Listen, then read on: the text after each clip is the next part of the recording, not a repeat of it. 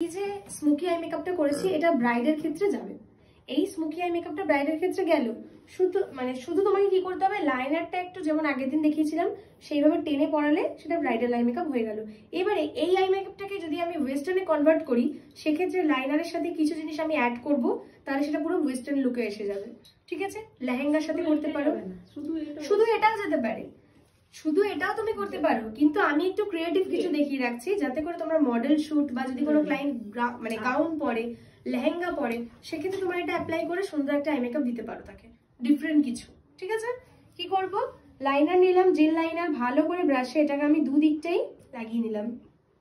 ব্রাশের দেখো অরিজিনাল একটা শেপ আছে, ঠিক আছে, সেই শেপটা দিয়েই আজকে লাইনারটা হবে।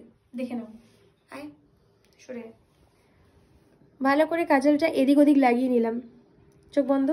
দেখো ঠিক কর্নারে আমি ব্রাশটাকে একদম এই শেপেই রাখলাম, রেখে আমি জাস্ট এইভাবে টানবো,